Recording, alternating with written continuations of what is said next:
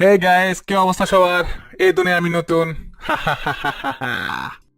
এই তুই অন্তিক ভাইরে কপি করতেছস না?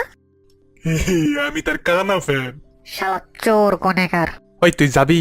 আজকে আমি বলবো আমার ভার্সিটির এক বাচ্চা ঘটনা। কেউ শুনবে না। যেহেতু আমার ভার্সিটি অনেক দূরে, তাই আমার প্রায় ঘন্টা খানিক ট্রাভেল করে ভার্সিটি যাইতে হতো। এখন আপনারা বলতে পারেন, আপনি ভার্সিটির পাশে কেন মেস ভাড়া করেন নাই বা ওইখানে কেন বাসা ভাড়া থাকেন না? এর রিজন আমার খালাতো বোন, খাচ্চন্নি কনেকার।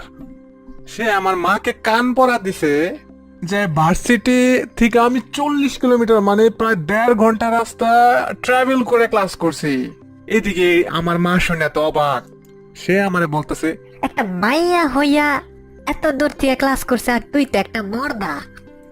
ব্যাস আমার টানা 6 মাস ধরে বাসে ট্রাভেল করা লাগছে জাস্ট ক্লাস করার জন্য ভার্সিটির। নর্মাল বাসে তো আলহামদুলিল্লাহ ঘন্টা খানি সময় লাগে। আর যদি ভাই লোকাল বাসে উঠি, আজকে উঠলে কালকে ক্লাস অ্যাটেন্ড করা যাব।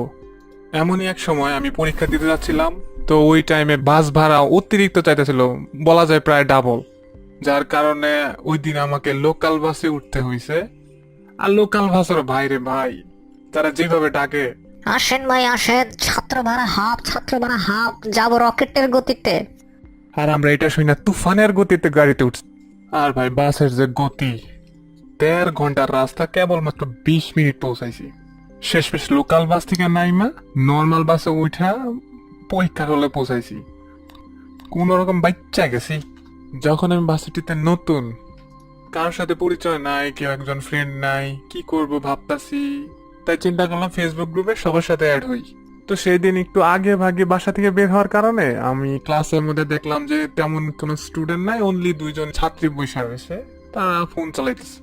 তা আমি ওদেরকে জিজ্ঞাসা করলাম, আমাকে ফেসবুক গ্রুপে অ্যাড করা যাবে? আমার তো এখানে কোনো ফ্রেন্ড নাই। ওই 2জন মেয়ে আমার দিকে এমন ভাবে তাকাইলো, মনে হলো আমি একটা ছেঁচড়া।